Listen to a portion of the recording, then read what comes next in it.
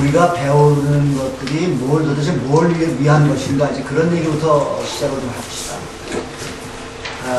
자꾸 신학교에서 이렇게 여러 과목들을 배우면서 굉장히 신학이라는 것이 아주 이론적이고 굉장히 복잡한 것처럼 생각되기가 쉬워요.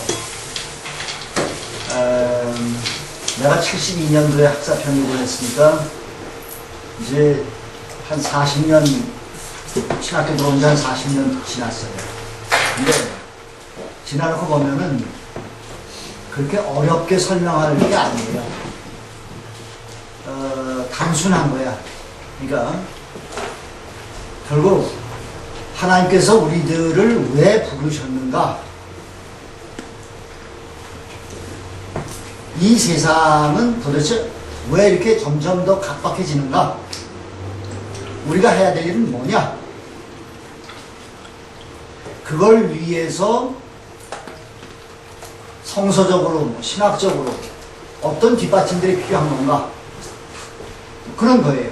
그리고 운동을 하려니까 사람들에게 설득력이 있어야 되고 또 추진력도 있어야 되고, 그래서 신학적이고 무슨 뭐 종교 철학적이고 이런 논리들이 필요하고 그런 거예요. 보다 더 중요한 거는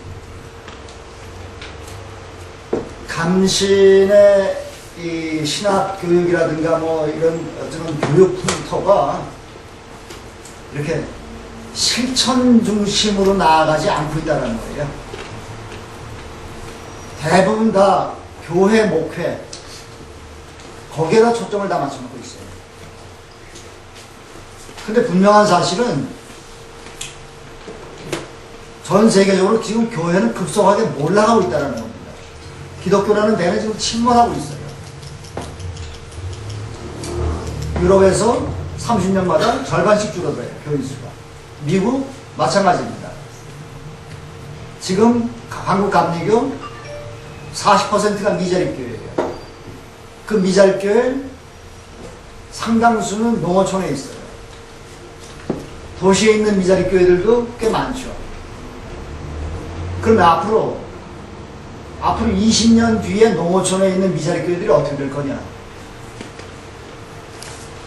또 앞으로, 자, 지금 이런 추세로 나간다 그러면 그야말로 지금 한국 교회의 미래가, 감리교의 미래가 그렇게 밝지가 않아요. 그런데 여러분들은 부르심을 받고 신학을 신학교에 들어와서 신학 훈련을 받고 있고, 앞으로 어떻게 이제 그야말로 주님의 부르심에 응해서 일생을 살 거냐, 그래가지고 왔단 말이죠. 내가 늘 하는 말이지만 적어도 젊은 사람들 가운데서 지금 우선 판검사가 되는 사람들 1년에 사법고시에 1000명씩 나와요. 사법연수원 졸업생들 1000명 가운데서 계속 쏟아져 나오니까 사법고시 패스하고 사법연수원 졸업해도 뭐 몇 개 로펌에 갈 사람들 말고는 별 볼 일 없는 사람들이 나와요, 지금. 응? 그러니까 뭐 카이스트 같은 데서도 뭐 자살들 하는 학생들 나와요. 이게 세상이 갈수록 각박해지고 그만큼 살기 힘들어져요. 근데 여러분들은 어쨌건 하나님의 뜻을 위해서 내 일생 바치겠다, 그런 뜻을, 부르심을 받고도 왔단 말이에요. 근데 이제 이걸 전부 다 교회 목회로만 다 이렇게 몰아넣는 것이 내가 볼 때 지금 신학교 교육에서 이게 지금 뭐 빼도 박도 못하고 꼼짝을 못하고 지금 묶여 있어요. 그래서 지금 어떤 대안 목회, 그야말로 이 세상에 할 일이 얼마나 많은데 왜 전부 다 이렇게 침몰하고 있는 교회 속으로, 교회 목회, 안수 목회로만 전부 다 사람들을 몰아넣느냐라는 그런 문제가 제기돼요. 그리고 신학교육도 그만큼 어떤 실천 중심으로, 실천지향적인 그런 목회가 아니고 교회에서 쉽게 말하면 입술로 하는 목회, 거기에 초점을 맞추고 있단 말이에요. 근데 하나님께서 우리를 부르셨을 적에 물론 말씀 선포라는 게 중요하고 이론 부작용이 중요해요. 근데 그것만은 아니라는 거죠. 목표라는 거는 1차적으로 난 가슴의 문제라고 봐요. 그 다음에 이건 온몸으로 하는 목회지, 입술로 선포하는 것에만 초점을 맞추는 목회는, 이건 하나님께서 우리를 부르신 이유를 근본적으로 뭔가 거기서 오해가 생기기 때문에 그런 거다라는 생각이 들어요.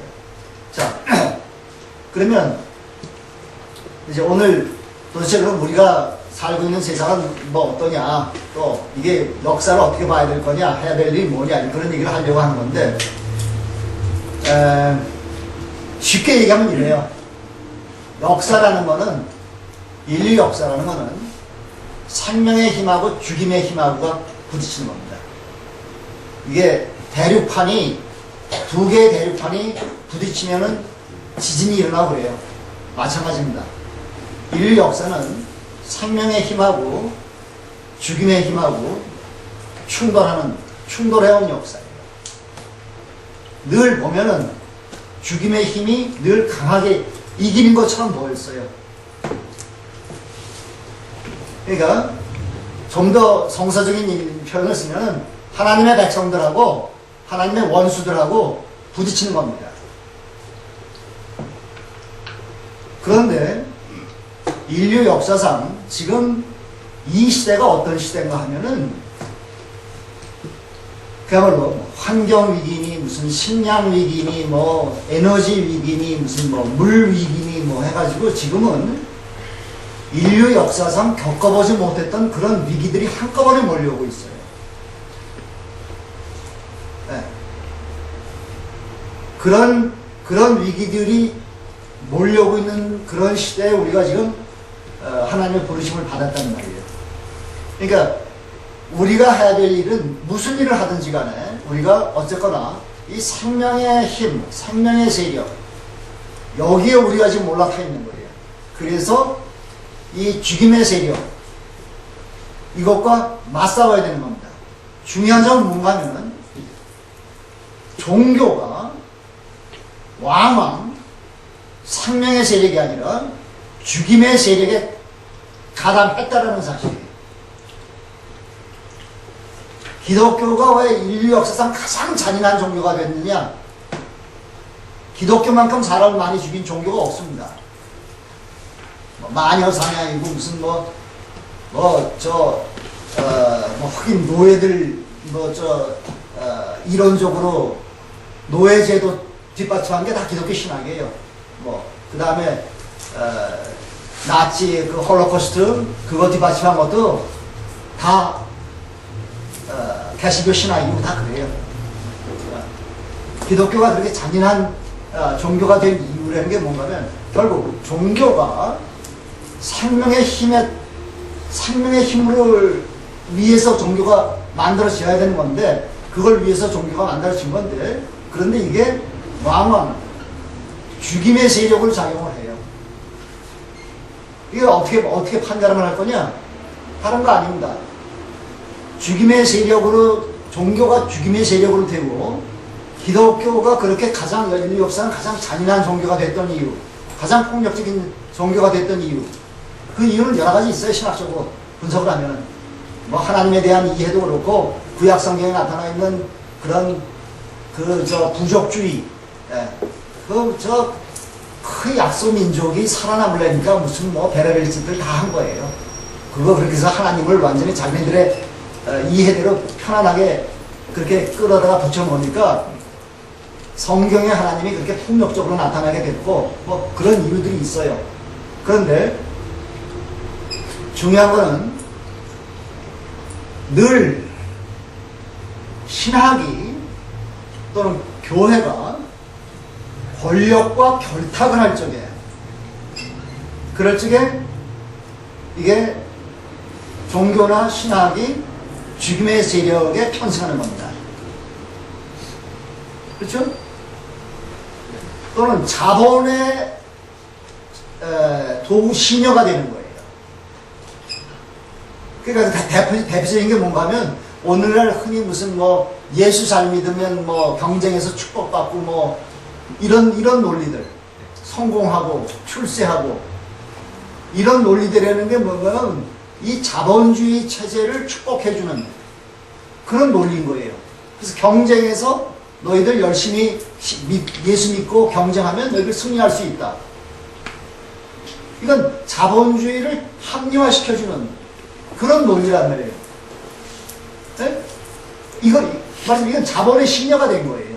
그런 오늘날 한국의 대부분의 교회들이 말하자면 그런 어떤 그 축복지향적인 현세에서의 물질지향적인 축복지향적인 무슨 뭐 삼박자 축복이니 무슨 뭐 성공과 번영의 복이니 하는 이런 걸로 해서 교회 성장을 다 이뤘어요. 그 얘기는 뭔가 하면 교회 성장을 꿈꾸는 그런 신학이라는 것이 그런 선교라는 것이 크게 봤을 적에 이게 생명의 세력이냐 아니면 이게 죽임의 세력이냐 그거예요. 그러니까 생명의 세력으로 부름받았는데 하다 보니까 죽임의 세력을 편들고 있단 말이죠. 문제는 그럼 이 체제의 문제인데 신학이 늘 체제의 모순을 은폐하는 게 있어요. 그게 왜냐하면 이 체제 속에서 이 체제와 결탁하거나 이 체제의 도를 받으면서 종교가 존속했기 때문에 그래요. 그래서 체제의 모순들을 그거를 모순으로 드러내지를 않아. 그 모순이 말하자면 전혀 모순이 없는 것처럼 은폐를 하거나 속이는 겁니다. 복음이라는 이름으로. 문제는 그런 데서 생겨요. 그러니까 자 하나님께서 우리를 불러내신 것은 당신의 뜻을 실천하도록 하기 위해서 우리를 불러내셨어요. 중요한 건 겁니다. 우리를 구원하기 위해서 이 기독교의 가장 큰 이 아주 약점 가운데 하나가 뭔가 하면 기독교가 늘 구원 문제만 몰두해 있어요. 구원 문제보다 훨씬 더 중요한 건 유태인들은 안 그래요. 유태인들은 구원 문제에 몰두하지 않아요. 구원 문제는 하나님한테 맡기는 거야. 유태인들은 하나님의 뜻을 어떻게 실천할 거냐 이 뭐예요. 요점이 있어요. 그러니까 유태인 신학자들이 볼 적에 기독교인들은 이건 완전히 아주 이기적인 집단입니다. 이게 자기네들 자기 중심적인. 그러니까 말로는 뭐 십자가를 지고 자기를 비우고 무슨 뭐 이런 얘기를 말로는 하는데 실제로는 구원 중심이란 말이에요. 구원 중심의 신학이라는 게 결국 뭘 초래하는가 하면은 자기를 어떻게 확장할 거냐라는 거예요. 자기를 어떻게 채울 거냐라는 걸로 발전하게 된다고요. 기독교 신학의 큰 맹점은 거기 있어요. 그러니까 구원 문제는 하나님께서 우리를 부르셔서 당신의 일을 하도록 맡긴 게 우선이에요. 더더구나 지금은 말하자면 이렇게 치열하게 싸워야 할 때입니다. 인류 역사는 이런 아주 전대미문의 이런 위기를 우리가 이제 맞고 있는 거예요. 또 하나 기독교 신학에서 하나의 중요한 맹점은 뭔가 하면 예수의 복음을 믿는 걸로 자꾸 가르쳐요. 예수의 복음을 믿는 게 아니에요. 예수의 복음은 살아내라는 겁니다. 복음은 살아내라는 거지 복음을 믿으라는 건 아니에요. 네? 그러니까 동정녀 탄생 뭐 예수의 부활 뭐 그거 믿냐 자꾸 그러는데 동정녀 탄생이나 부활의 교리라든가 무슨 뭐 삼위일체 교리라든가 이런 것들은 교리들이라는 거는 그건 믿으라고 있는 게 아니에요. 그건 살아내라고 있는 거예요. 네. 그러니까 이게 지금 기독교가 왜 이렇게 역사 속에 이렇게 힘이 빠지고 이렇게 몰락해 가느냐 다른 데 이유 있지 않아요. 기독교가 몰락해 가는 가장 중요한 이유는 복음을 살아내지 않기 때문에 그래요. 뭐 요새 뭐 한기총이고 무슨 여기 순복음교회고 무슨 하는 짓들 보세요. 다 결국은 돈 싸움들 한다고요. 평생 사람을 설교는 뭐 그럴듯한 설교들 했어. 근데 하는 집들 보면 실제로는 다 돈 싸움이야. 세습하고. 그러니까 복음을 가르쳤지 복음을 살아내는 걸로 가르치지 않은 겁니다. 자기네들도 그렇게 살지 않는 거고. 네. 그러니까 실제로 목사님들 모인 자리에 가가지고 예수처럼 살고 싶냐 하면 솔직하게 나 예수처럼 살고 싶지 않다. 그런 목사님들이 꽤 있어요. 난 교인들한테 예수처럼 살라고 가르치고 싶지 않다. 뭐야? 골치 아프거든. 손해봐야 되고. 그래서 그래요. 네. 세 번째는 구원의 이해에 있어서 기독교는 구원을 완전히 심리적인 차원으로만 이제까지 이해를 했어요. 구원은 심리적인 차원만이 아니에요.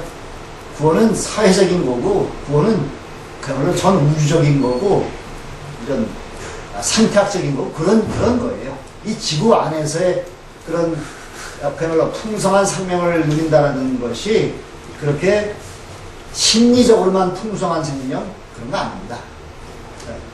그건 무슨 자기 만족의 어떤 그런 자기 기만 같은 거지, 예수님께서 원하셨던 그런 풍성한 생명, 하나님께서 원하시는 풍성한 생명이라는 것은 다 심리적 차원만의 구원이 아닌 거예요. 구원이라는 건 철저하게 이렇게 정치 경제적이고 사회적이고 공동체적인 생태학적인 그런 차원의 구원인 거예요. 근데 기독교가 너무 오랫동안, 개신교가 특별히 너무 오랫동안 그런 문제들을 무시한 겁니다. 그래서 기독교가 이 싸움에서 지금 별다른 역할을 잘 못하고 있어요. 이 생명의 세력과 죽음의 세력 간의 이 싸움에서. 그래서 결국 교회는 자꾸 몰락하고 있고 악의 세력은 점점 더 승해지고 그런 겁니다. 시간이 많지 않아가지고 그냥 화면 몇 개 보일 텐데, 자, 네. 그러면 이제 도대체 무슨 문제들이 생기고 있는가라는 겁니다. 네. 그러니까 기후 문제, 이 문제와 관련해가지고 엊그저께 한국의 낙뢰가 몇 개가 쳤는지 알아요? 4만 1,000개의 낙뢰가 떨어졌다는 겁니다. 기록적인 낙뢰예요. 이런 기후 변화라는 게 이건 그냥 사소하게 넘길 일이 아니에요. 이거는 지금 하나님께서 정말 벼락을 치시면서까지 사람들을 정신 좀 차리라고 밤새 깨우시는데 사람들은 모른 척 하는 겁니다. 뭐 이유들이 여러 가지가 있죠.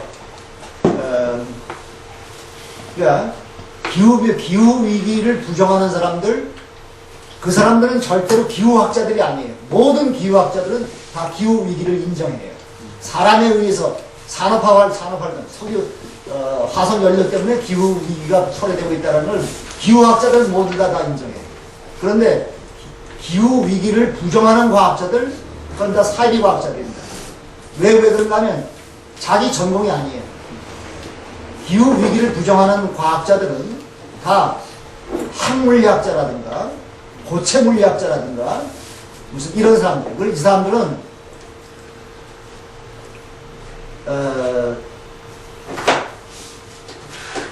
이게 merchant of doubt이에요. 이 사람들이 말하자면 의심을 파는 장사꾼들인 겁니다.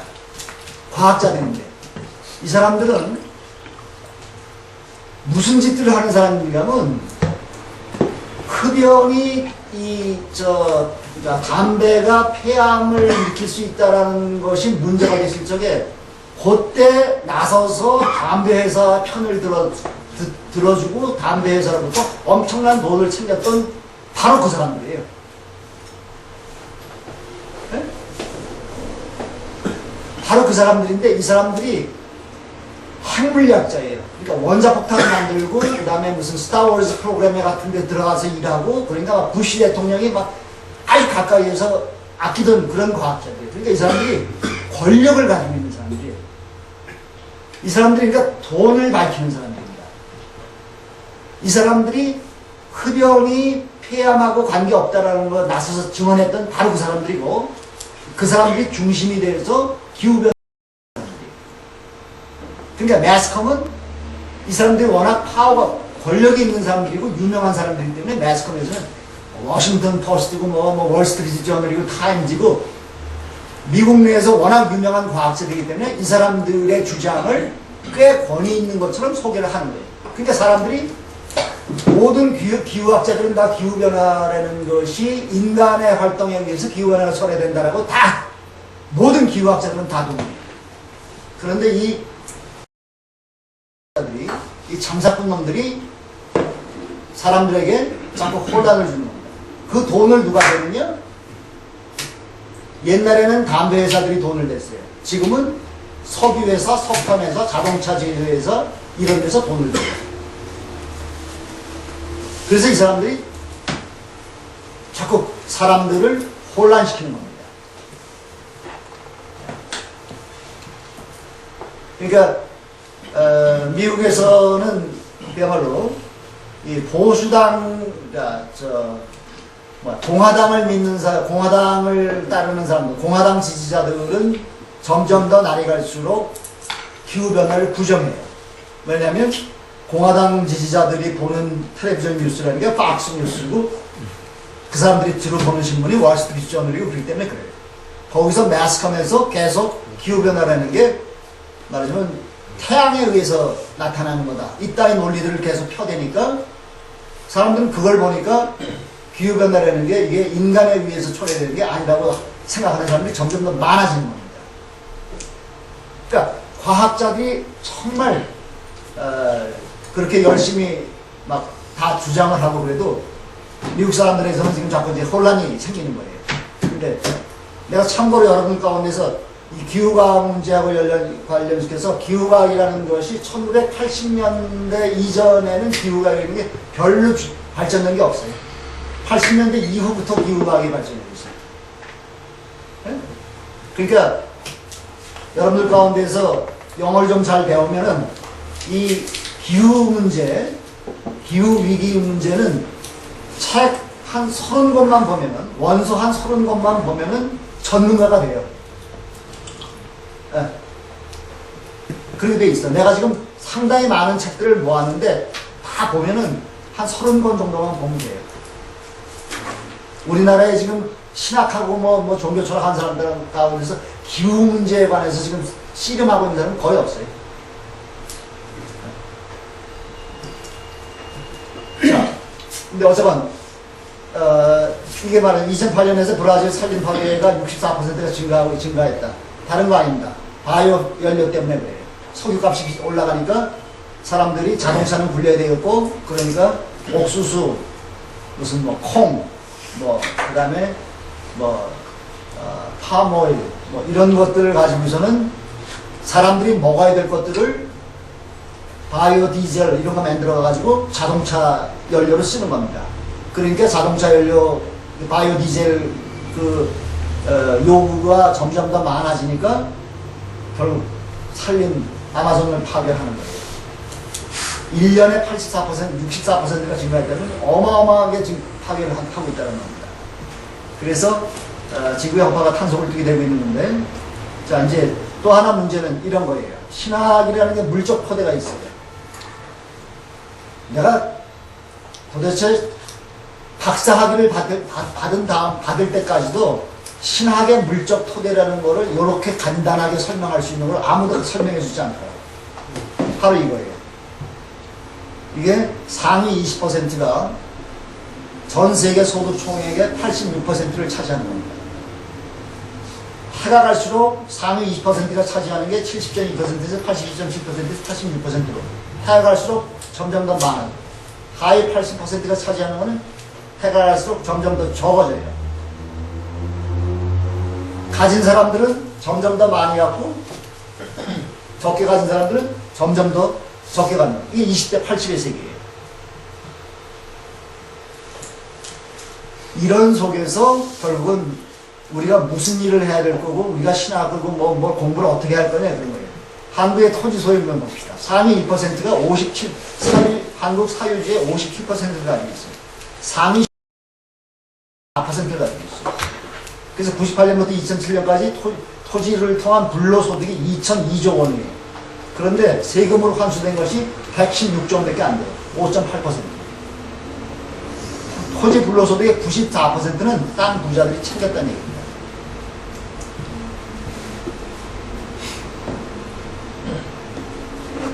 이런 속에서, 이런 현실 속에서 우리가 신학을 공부하고 무슨 그런 거예요. 자, 그래서 하나님의 창조와 구원의 신비라는 건 은총의 세계고, 그런데 세계의 현실, 이건 대장학살 체제라는 거예요. 그래서 은총과 생명의 힘과 이런 죽임의 힘이 맞받아치는데, 이걸 간단히 설명하면 종족학살과 종자학살과 지구학살이에요.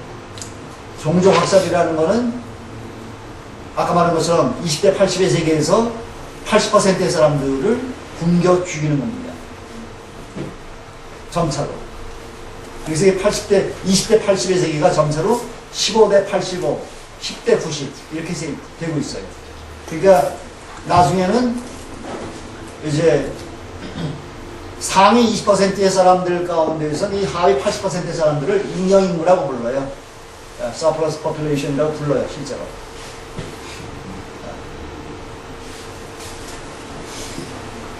무서운 겁니다, 이게.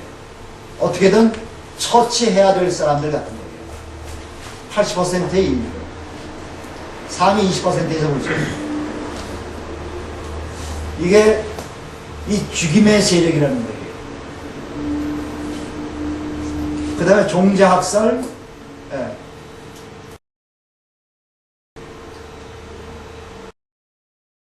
지질학적으로 지금 지질학적인 시대를 살고 있어요. 지금의 멸종의 속도와 멸종의 규모를 봤을 적에 지금은 신생대가 끝나가는 단계입니다. 그러니까 고생대가 끝나갈 적에 생명체들의 약 90%가 멸종했어요.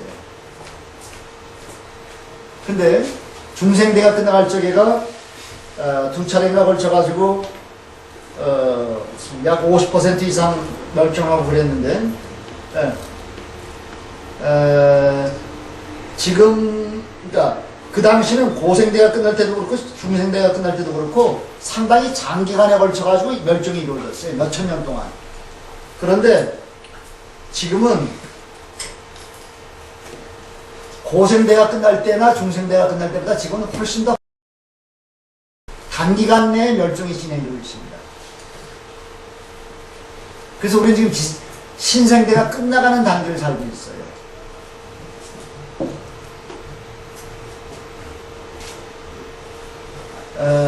이런 주장을 하는 사람은 토마스 베리 같은 신부님이 아주 대표적인 신학자예요. 그러니까 이렇게 지질학적인 이런 말하자면 이 죽임의 세력들이라는 게 지금 어느 정도로 하고 있는 거예요. 그러니까 지구 자체를 학살하는 겁니다. 이 멸종 자체. 그러니까 지구의 화학 성분을 다 변화시키죠. 지구의 온도를 변화시키죠. 지금 그런 거예요. 그래서 지구를 죽이고 있는 겁니다. 그래서 신학의 과제라는 건 이제 예수의 복음과 그 다음에 창조적인 돌파를 해나갑니다. 자, 성경의 역사를 보면은 성경의 역사가 늘 그렇게 늘 창조적인 돌파해 나간 역사예요. 성서신학을 나도 꽤 배웠는데 아무도 성경의 역사라는 게 그런 돌파의 창조적인 돌파의 역사라는 관점에서 설명해 준 사람이 없었어요. 근데 카렌 암스트롱이라는 종교학자가 있어요. 그 사람이 쓴 그 The Bible Biography라는 책이 있어요. 그 책을 내가 보면서 이 사람이 그런 용어를 쓰지는 않아. 그런데 끊임없이 그 위기의 때마다 어떻게 돌파해 나갔는가 하는 거를 그거를 설명을 하고 있어요. 그러니까 맞아요. 이집트에서 포로 생활할 적에 또는 뭐 그 다음에 가나안 들어가서 뭐 그 다음에 왕국이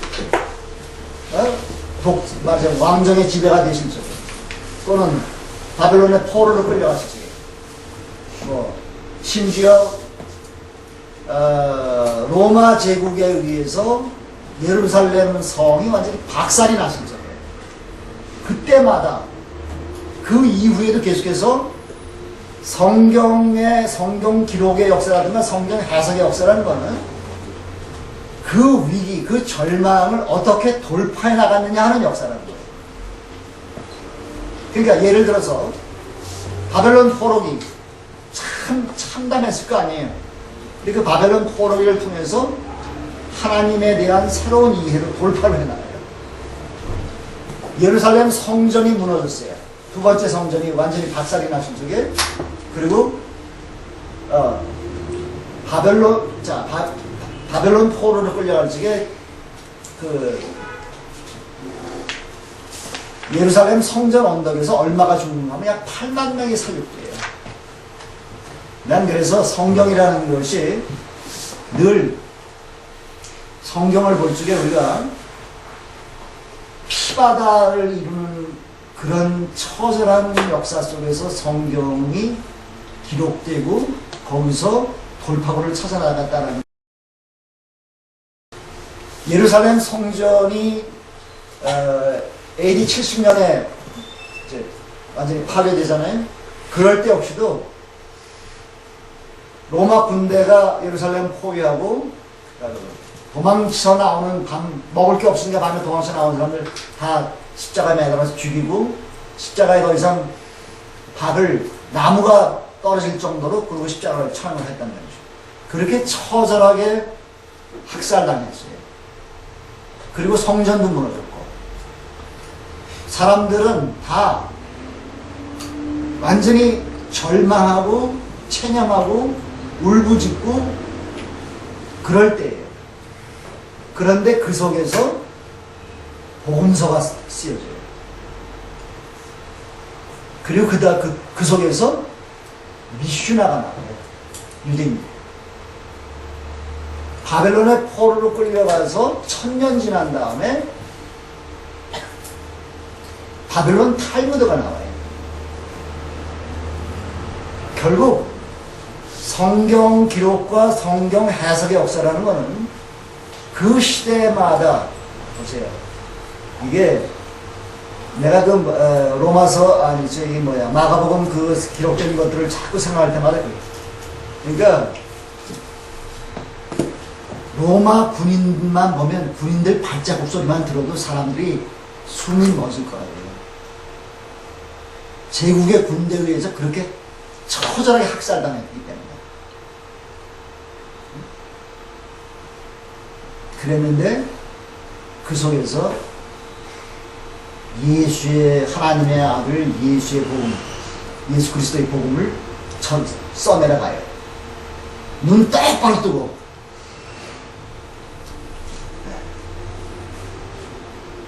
여러분들 복음서 신학 배워서 알겠지만 복음이라는 말이고 주님이라는 말이고 교회라는 말이고 하나님의 아들이라는 말이고 이게 다 예수한테 처음 적용된 말이 아닌 거죠. 이게 다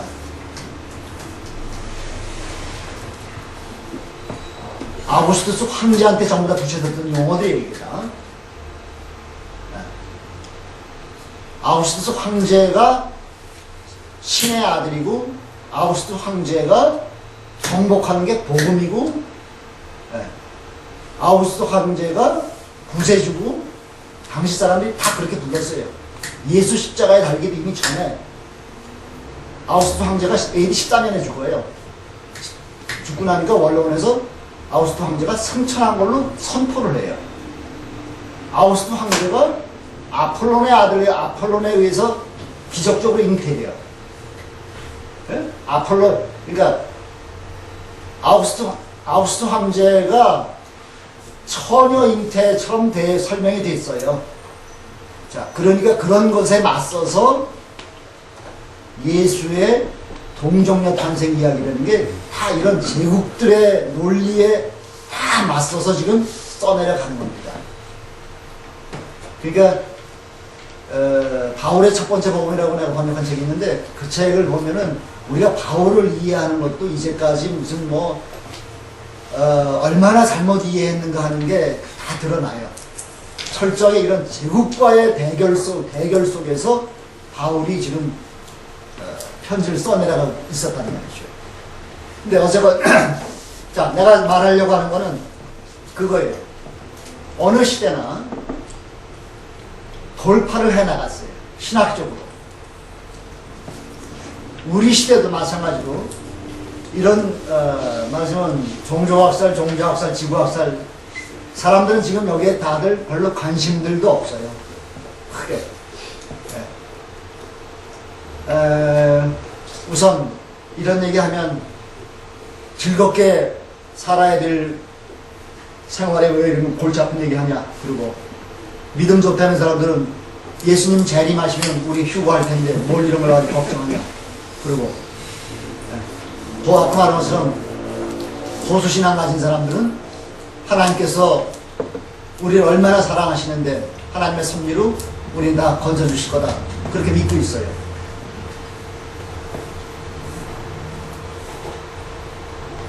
자,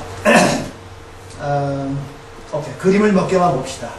그래서 아까 말한 종교학살, 종자학살, 이제 지구학살 그런 건데, 자, 이제 우선 기후재앙만 봅시다. 기후재앙은 42만 년 동안 CO2가 300 ppm 이하였어요. 근데 지금 이산화탄소 대기 중에 이산화탄소 농도가 지금 390 ppm입니다. 그렇죠? 그래서 이게 이제 맨 위에 그림이 온도예요. 남극에서 빙해 뽑아내가지고 그 다음에 이제 맨 아래 게 해수면입니다. 이게 해수면이라는 게 지난 약 7,000년 동안 지난 7,000년 동안 안정됐나 그래요. 해수면이 안정된 게. 그래서 사람들이 안정적으로 고기잡이를 하면서 정착을 할 수가 있었던 겁니다. 그래서 이산화탄소 농도가 지금 65만 년 동안 봐도 이렇게 어저건 이렇게 높았던 적이 없어요. 근데 이제 이게 어디까지 올라갈 거냐? 지금 이 문제입니다. 이산화탄소하고 메탄 뭐 그런데 자, 우선 IPCC가 지금 최악의 시나리오를 잡은 게 앞으로 100년 내로 5.8도, 섭씨 5.8도 상승하는 거예요. 그런데 지금 그거보다 이산화탄소 배출량이 훨씬 더 악화되고 있어요. 2030년까지 매년 2.5% 상승하는 걸로 예상을 했는데 최악의. 근데 현실은 2000년 이후에 매년 3.2%씩 증가하고 있어요. 석탄 화력발전소를 하나당 100개씩 그렇게 만들고 있기 때문입니다. 그래서 자 이게 이제 그거예요. 2.5%가 아니라 3.2%씩 2000년 이후에 3.2%씩 증가하고 있어요. 그러니까 이게 이제 자 이게 무슨 뭐 원전 문제도 그렇고 자 체르노빌 봅시다. 체르노빌 폭발로 사망이 9,300명이 이주가 생깁니다. 방사능 오염 된 사람이 80만 명이에요. 약물 치료 대상자가 530명이 그중 어린이가 160만 명. 18세 이하의 갑상선암 발병이 최고 39배가 늘어났어요. 이게 터지고 난 다음에 결국 독일은 원자로 7기 폐쇄 결정을 내려요. 2015년에 전면 중단 가능성을 논의해요. 근데 문제는 일본하고 한국은 지금 다들 원전 정책에 순응하고 있다는 겁니다. 원전 넘어가서 그래요. 핵발전이 싸다. 가장 비싼 겁니다. 왜? 원전 만들고 원전 쓰레기 처리해야 되고 후쿠시마처럼 폭발하면은 그 복구 비용이 어마어마한 복구 비용. 가장 비싼 겁니다. 핵발전이 깨끗하다? No. 탄소 배출이 아주 많은 겁니다. 우라늄 채굴해서 그걸 정제해서 연료를 쌓아야 되는데 그 정제하고 그러는 과정에서 어마어마한 이산화탄소가 발생합니다. 한국말을 하는 수출사람이다? 거짓말입니다. 아랍에미리트의 수출 계약이 186억 달러예요. 한 해에 20억 달러밖에 안 돼요. 2010년에 재생에너지 수출액은 45억 달러가 넘어요. 그럼 왜 도대체 이렇게 미친 짓을 계속 하느냐? 아까 말했던 것처럼 이거는 죽임의 세력들을 장악하고 있는 게 지금 뭔가 하면은 기업체예요. 이 기업들, 세계적인 대기업들, 세계 상위 제일 큰 회사들 12개가 다 12개 안에 뭐가 들어가면 다 석유업체들이 들어가요. 석유업체들하고 그 다음에 석탄업체하고 그 다음에 자동차 메이커들. 그거 다 하면은 12개가 세계에서 가장 큰 대기업체들 12개가 그 안에 다 들어가요. 이 회사들이 그러니까 핵 원전 산업 마찬가지로 이런 회사들이 이익을 남기기 위해서 수단 방법을 가리지 않는 겁니다. 오죽하면은 보세요.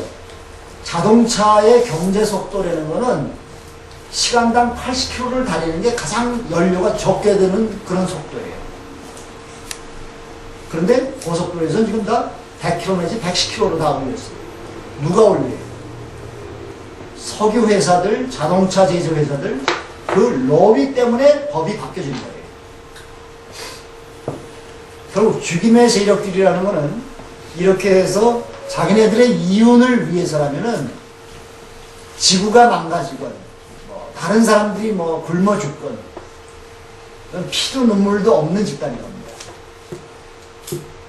사채놀이 하는 사람들 그러잖아요. 사채 못 갚으면 신체 포기각서 쓰게 하고 갖다 사람 갖다 상매장하죠. 네. 지금 이명박 정권이 딱 그런 식인 거예요. 피도 눈물도 없는 집단인 거예요.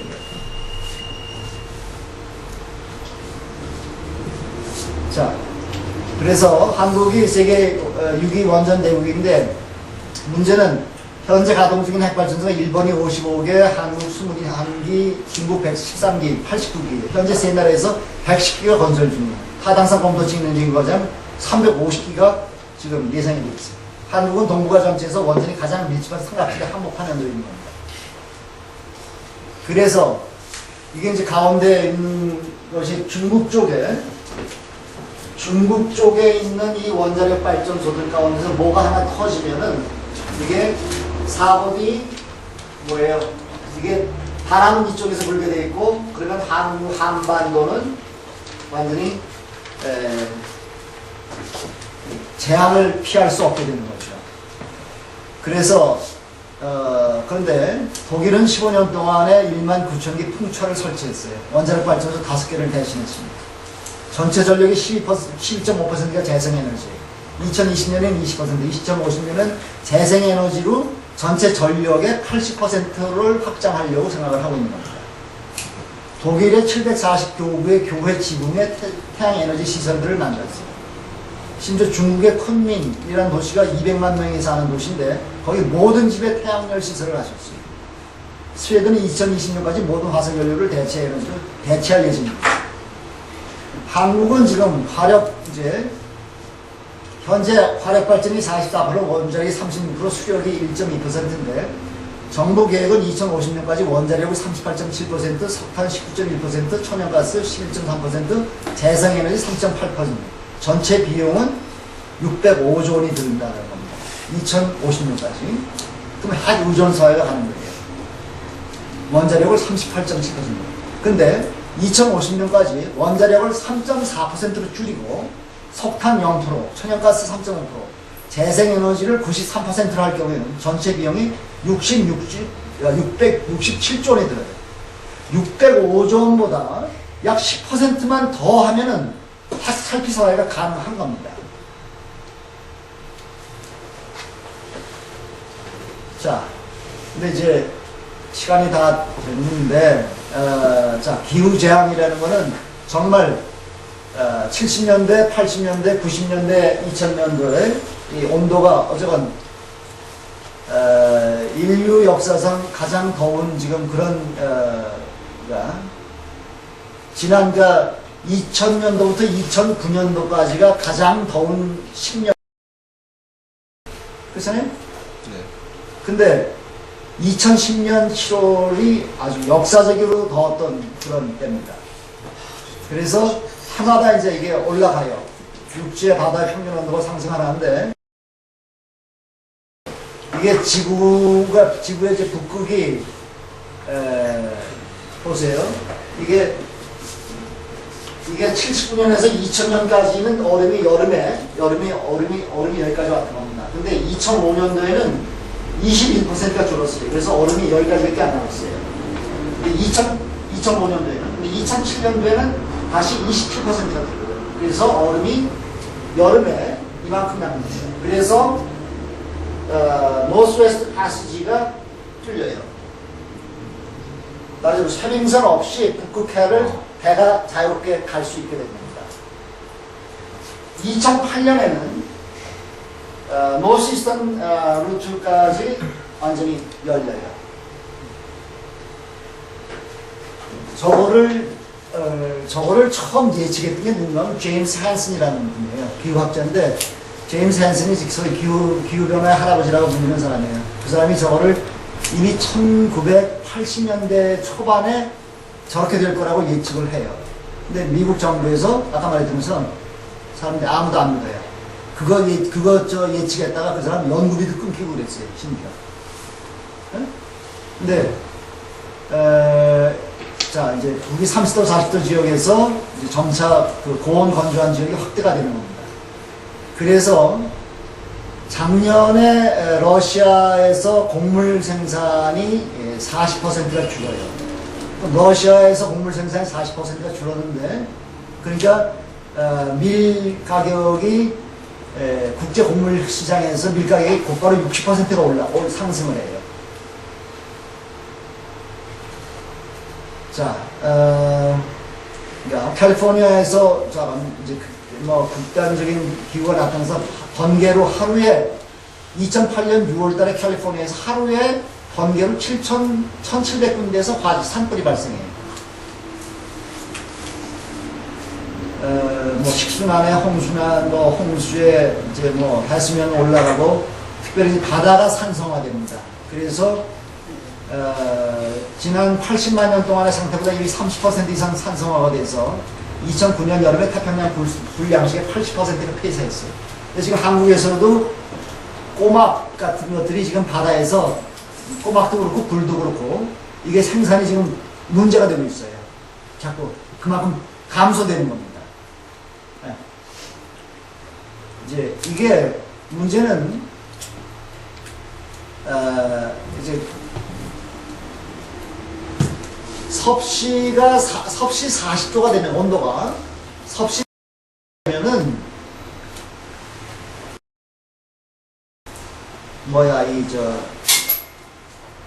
포토신테시스 뭐라 그래? 엽록스 광합성 작용이 중단돼요. 식물들이. 그래서 생산량이 급감하는 겁니다. 문제는 이제 그런데 뭐 삼림 파괴구 이게 해발 5,000m의 차칼타 이게 페루의 차칼타 빙하인데 2009년에 완전히 다 먹어버렸어요. 해발 5,000m에 있는 빙하인데 2009년에 여름에 2달 동안에 이제 그런데 이산화탄소는 계속 뭐 늘어나고 이제 이런데 이 사람이 이제 제임스 핸슨이에요. 문제는 이것만 얘기할게요. 지금까지 지난 100년 동안에 온도가 어느 정도 올라오는가 하면 지난 100년 동안에 그러니까 산업혁명 이후 산업혁명 때 온도로 봤을 때 지난 100년 동안에 오르는 온도가 0.8도가 오른 겁니다. 100년 동안에 0.8도가 올랐는데 지구 평균 기온이 대도시 북반구에 대륙이 올라가는 온도 상승하고 바다의 온도가 상승하는 건 다를 거 아니에요. 그러니까 북반구하고 남반구하고도 차이가 있어요. 그러니까 지구의 평균 온도가 상승한다라는 것은 북반구에 있는 대도시들, 그러니까 동경 같은 도쿄 같은 데는 지난 100년 동안에 섭씨 3도가 상승했습니다. 평균 온도가. 그러니까 서울 같은 경우는 지난 90년 동안 평균 2.1도가 상승을 해요. 근데 최저 온도는 서울이 지난 90년 동안 최저 온도가 섭씨 3.1도가 상승을 해요. 그러니까 0.8도 상승해가지고 지금 뭐 북극도 높고 뭐 지금 뭐 태풍이 뭐 허리케인이고, 예. 2003년도에 유럽에서 폭염으로 인해가지고 약 5만 명이 죽어요. 폭염 때문에. 인도에서만 약 15,000명이 죽고. 예. 이게 지금 지구 평균 온도가 0.8도 올라서 그래요. 그런데 지금 과학자들은 어떻게 예상을 하는가 하면은 앞으로 30년 뒤에는 섭씨 2도가 오를 거로 봐요. 앞으로 60년 뒤에는 지구 평균 온도가 섭씨 4도가 오를 거로 봐요. 2009년도에 코펜하겐 회의를 앞두고 기후학자들이 한 100여 명이 옥스퍼드에 모였어요. 100여 명의 기후학자들이 모여가지고 그때 주제가 뭐냐면 섭씨 4도 상승, 섭씨 4도 이상의 상승 이란 주제를 가지고 3박 4일 동안 토론을 해요. 회의를 하는데 거기서 나온 게 섭씨 4도 상승이 리얼리스틱한 걸로 판결이 나와요. IPCC가 예측한 것은 21세기 앞으로 100년 동안 4.5도 상승할 가능성이 가장 높다. 그러나 5.8도까지 상승할 거다. 상승할 수 있다. 그렇게 예측을 했어요. 근데 이 IPCC 보고서라는 거는 상승작용, 피드백이라고 하는데, 파지티브 피드백. 그런 것들을 계산하지 않은 계산이 그렇게 해요. 왜냐면 IPCC는 거기엔 산유국들이 다 들어가 있기 때문에 산유국들하고 이게 조절을 해야 돼요. 그래서 표현수위 같은 걸 조절하기 때문에 그래요. 근데 결국 이제 문제는 이래요. 그러니까 기후 문제라는 것이 이렇게 심각해요. 자, 그럼 이제 뭘 어떻게 해야 되느냐?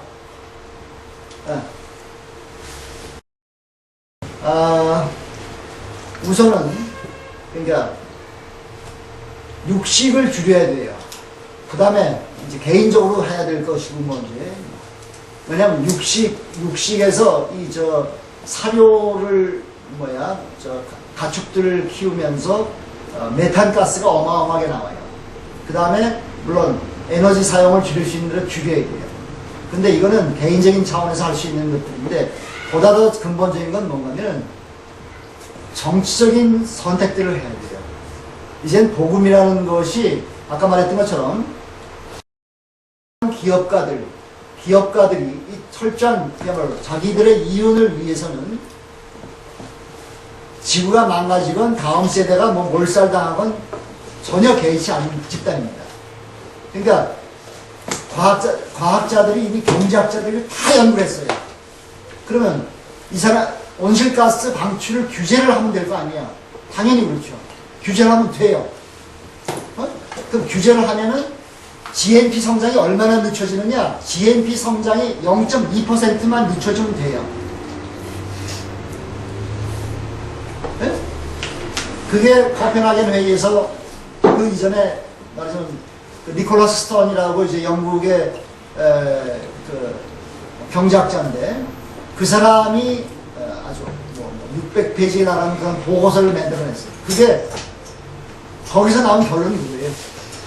GNP의 0.2% 내지 그 사람은 0.2%도 많다 그러니까 0.1%만 늦추면은 환경 규제를 해서 성장이 그만큼만 덜 되면은 이건 최악의 경우를 막을 수 있다는 거예요. 그게 스턴 보고서의 결론이에요. 그러니까 스턴 보고서라는 거는 결국 기후변화가 일어나는, 기후재앙이 나타나는 거는 이거는 경제학의 실패다. 그런 말이에요. 투자를 조금만 지혜롭게 하면은 영원히 오랫도록 성장할 수 있는데 이게 지금 사람들이, 정치가들이 너무나 눈앞의 이익만 지금 생각하고 챙기고 있는 거예요. 그래서 이건 조처를 취하지 않기 때문에 그렇습니다. 이런 상황에서 결국 해야 될 일은 뭐냐? 이거는 시민 불복종 운동입니다. 다른 게 없어요.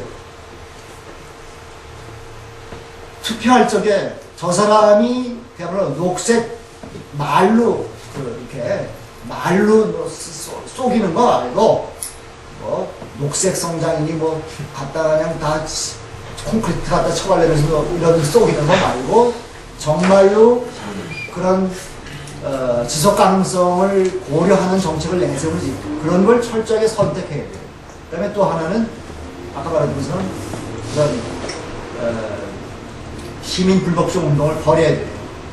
그런데 자 이게 정말 이게 앞으로 우리가 60년 지나서 섭씨 4도가 상승해야 된다는 걸 제임스 러브록 같은 과학자가 예측하는 건 뭐냐면 21세기 안에 수십억 명이 죽게 될 거다라고 예측을 하는 겁니다. 그러니까 돈 많은 사람들, 그 사람들은 어디 뭐 카나다 북부고 뭐 어디거든 가서 서늘한 데 가서 그 사람들은 살아남을 거예요. 영국 같은데 뭐 스코틀랜드나 뭐 이런데 섬지방에 그런 데 가서 살아남을 거예요. 근데 그렇지 않고 해수면 상승하고 그린랜드만 넘으면 해수면이 7m가 넘어요. 그러니까 대부분의 사람들, 그러니까 지금 말하자면 그러니까 이게 해수면이 1m만 상승하면은 동남아시아의 저 쌀 곡창지대들의 절반 이상이 물에 잠깁니다. 바닷물에 잠겨요. 그러니까 식량 부족. 중국이 앞으로 50년 내로 중국의 곡물 생산량의 3분의 1이 줄 걸로 예상돼요. 왜? 가뭄 때문에. 그 다음에 지하수가 거덜났어요. 베이징에서 100m를 타다가지만 지하수를 구할 수 있어요. 그러니까 이런 복잡한 문제들이 다 얽혀 있는데 쉽게 얘기하면은 이제는 정치적인 실천들을 해야 된단 말이에요. 그런데 이렇게 인류 전체의 어떤 평화 문제라든가 이게 이제 심해지면은 그야말로 이제 전쟁 같은 게 생길 수밖에 없는데 이게 이렇게 인류 전체의 어떤 생존 문제가 걸린 문제인데 그럼 이런 문제를 해결하기 위해서 정치권이나 경제가 기업가들이 나설 일이 없다. 오케이. 그 사람들 뭐 원래 자기네들 이익밖에 챙기지 않고 아주 근시안적인 사람들이기 때문에 그러면은 적어도 최소한 대학들이 나서거나 아니면 종교의 집단이 나서야 되는데 대학들 이런 문제에 대해서 거의 관심 없습니다. 문명을 어떻게 바꿔야 되는 문제? 문명을 바꿔야 돼요. 관심 없어요. 신학교 거의 관심 없습니다. 네. 종교계 마지막 희망이에요. 그래서 이 일을 위해서 구체적으로 이제 뭘 어떻게 하느냐 하는 그런 논의들을 여러분들이 해야 되는 거고 하나님께서 우리를 부르신 가장 중요한 이 시대의 가장 중요한 일은 교회 목회를 하든 무슨 목회를 하든지 간에 어떻게 이 아까 말한 것처럼 이런 대륙판들이 맞부딪히면서 생명의 세력과 죽임의 세력이 싸우는데 이 속에서 어떻게 우리가 이 생명의 일꾼으로서 일을 한평생을 헌신할 거냐 그런 거예요. 예수님이 감당해야 했던 문제는 우리가 지금 감당해야 할 문제들에 비하면은 세 가지의 피해예요. 사도 바울이 감당해야 했던 문제, 내가 지난 10여 년 동안 역사적 예수연구 소개해왔던 사람이에요. 그 일만 했어요. 사도 바울이 감당해야 했던 문제, 본인으로서 그야말로 어려운 문제죠. 그 일 결코 쉬운 문제 아니에요. 그런데 지금 우리가 감당해야 할 문제들, 이 규모하고 이 지질학적으로 신생대가 끝나가는 이런 시대에 싸워야 하는 우리들의 문제하고는 우리가 훨씬 더 엄청난 과제를 지금 안고 있어요. 그리고 마지막으로 이 죽임의 세력 여기에는 이 세상에 온갖 머리 좋은 사람들 여기 다 있습니다. IMF에만 경제학 박사들이 800명이 넘어요. 미국 과학자들의 절반 이상이 군산복합체에서 일을 해요. 이 죽임의 체제를 위해서 일합니다. 이 생명의 힘, 생명의 세력, 이 하나님의 일, 이걸 위해서 일할 수 있는 사람들은 부름받은 사람들 소수예요. 그러니까 힘을 모아야 되고 지혜를 모으고 정말로 정말로 헌신을 해야 돼요. 난 그걸 위해서 난 뒤늦게 이제 뒤늦게 이런 문제들이 이렇게 심각하다는 걸 이제 깨달은 거예요. 그래서 대본을 이렇게 아주 3,300원짜리 얇게 책을 냈는데도 사람들 안 봐, 안 팔려. 관심이 없다는 얘기예요. 자, 내일 그만하겠습니다.